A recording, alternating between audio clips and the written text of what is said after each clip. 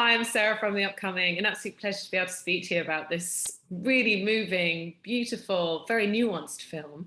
Maybe for people who don't know anything about it, you could kick off with a brief introduction. What can they expect if they go to watch Ali and Ava? Hi, Sarah. It's Hi. Ali and Ava is a really beautiful, fun, heartwarming, uplifting British film set in Bradford, British city in the north of England, and it's a quiet look in on two very ordinary people who by chance meet each other and start to develop a connection and really lovely, extraordinary feelings. And it's not a lot happens, but so much happens. Indeed. And were you already very familiar with Clara Bernard's work? I mean, arguably, she's one of our finest British filmmakers working at the moment. And she has a fascination, I think, with sort of life on the margins. She had done quite a few films also set in Bradford. So what was the appeal of being involved with the project, and how familiar were you with her work before you started on this one? I was familiar with the work. I'd seen both The Arbor and The Selfish Giant, and then when I was confirmed as being on this project, I saw Dark River too, and I just loved her work, and in particular, I like the quiet. I like the truthfulness of it, the honesty of it, and the realness of it, and she really is so good at honing in, focusing in on unexpected people that we don't often see being being in the center of stories at the cinema, and elevating them in their story to what it is, which is remarkable. She explores pain and love, all with real warmth and humour. So much of that was in the script of Ali and Ava when I saw it, and I knew with her, the tone of everything she'd done before, I knew that it was going to be a really sort of beautiful project. Mm. And what was it like working with her? I was sort of reading a few interviews with her, and kind of, she's sort of saying, oh, I'm very shy, or talking about in the past how she's been kind of a bit obsessive, wanting to kind of, really get into the detail of her films and kind of knowing where that balance is of when to pull back. So I just wondered, did that come across when you were working with her on this film? And, what was she like as a director? I think they're both really sort of truthful observations, which they would be because she said them about herself. But she is shy and very unassuming.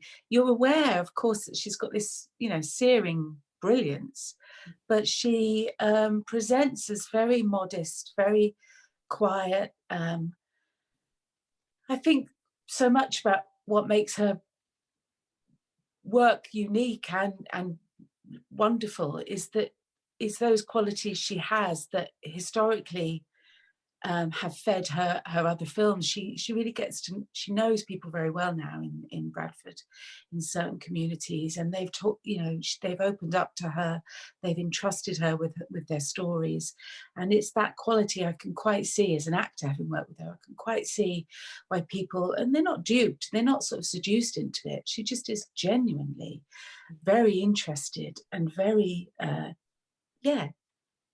so interested in people. So that's how she directed too. There was no do this, do that. This is my vision for this scene. She'd written the script. It was a beautiful script, and it was all about collaboration and her being as open to our suggestions as she was to sort of giving us guidance. So yeah, it was really unique, a unique experience working with her.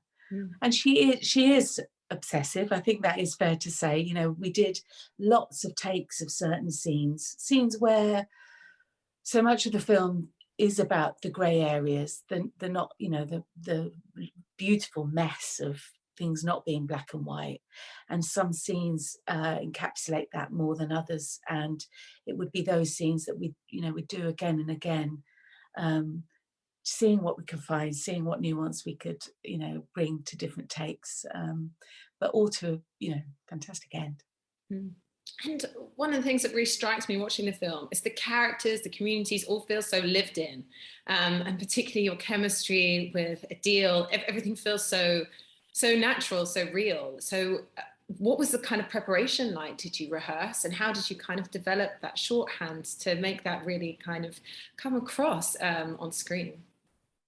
We had very little rehearsal really, and I came on board, you know, not long before filming. I think I've heard Adil speak about this, and I think he's so right that the film, the making of the film, really mirrored us as people getting to know each other. And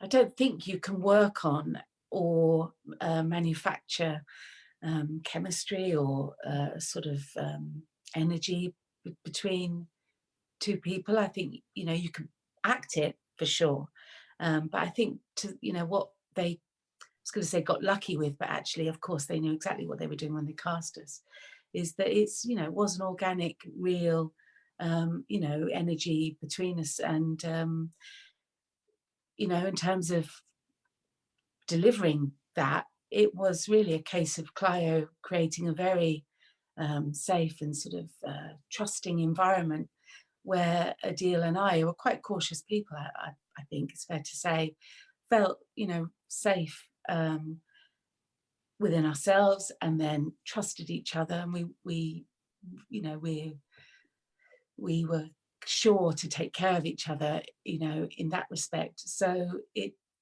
just was a case of diving in and letting it just happen and feeling it. It's lovely.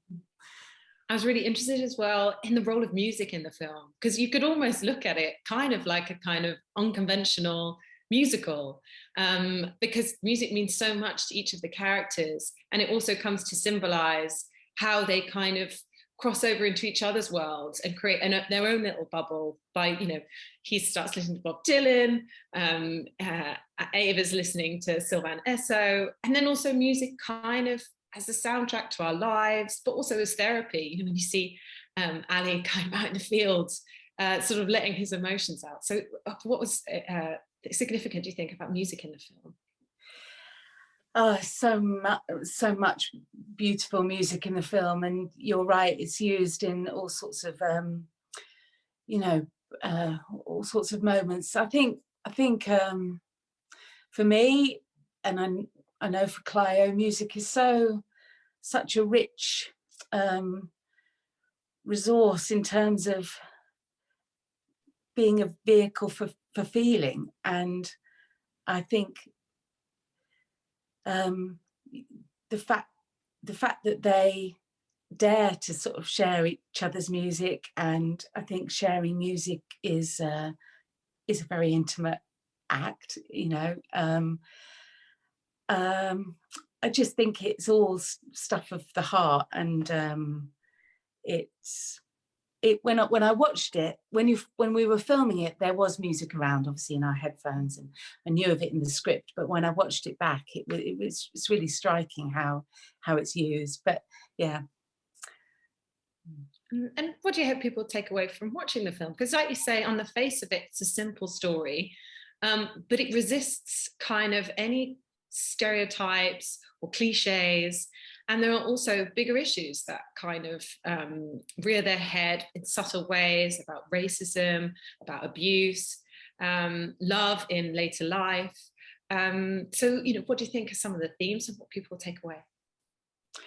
I hope that I hope that people do feel optimistic at the end of the film, and I think it is a very hopeful film.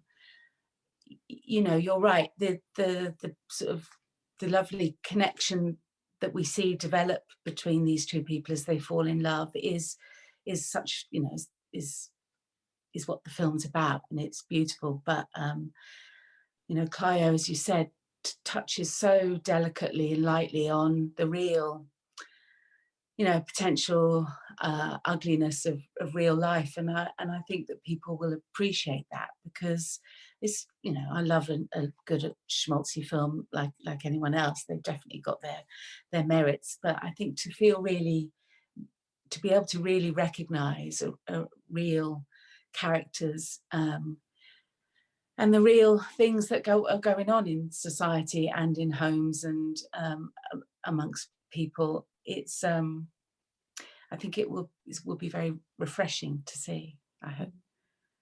And I also thought, you know, you've already kind of mentioned how she's made that connection with the communities in Bradford. And it feels like the location itself almost becomes a character. You know, we're there in the drizzly rain, but also sort of there's a beauty, you know, when they're looking out over the hills at the moon, the fireworks. So there's kind of bleakness and beauty combined in having, in the way that Bradford is shot. So did you think the location was also very crucial? I think the location was just brilliant. I mean, as actors playing the characters, they see these views all the time. They see, you know, fireworks in the sky. You know, it's no big deal.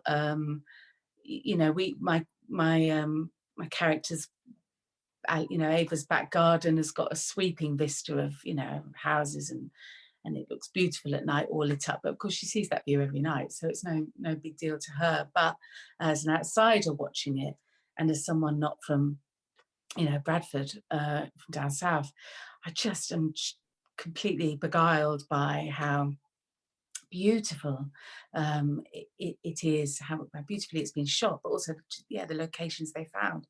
Amazing bookshops, you know, amazing countryside minutes away. And then, you know, just the realness of even, you know, a grimy street, but what she finds within that, what she taps into, you know, the community in that street, or the neighbourliness of, you know, the Homewood estate. It's really, yeah, wonderful. Hmm. I think I'm out of time, but just very quickly, what are you going to be working on next? I believe you're back in the theatre. Is that right? I am. I'm going to do a play at the National, which I'm very excited about. It's a play by a guy called David Eldridge, who's a brilliant writer. It's called Middle, and it's just a two-hander, myself and an actor called Dan Ryan, who I adore. And it's a really funny, painful, honest account of a marriage, actually. A couple who've been married for 16 years and are just chewing over, in a very dramatic way, where they go next. It's going to be really exciting. Oh, well, I can't wait to see that as well. Well, thank you so much for your time and sharing all that with us. And can't wait for everyone else to see this really touching, beautiful, and like you say, joyful, in unexpected places film. Thank you so much. Thank you. Thanks. Lovely to speak to you, Claire. You too.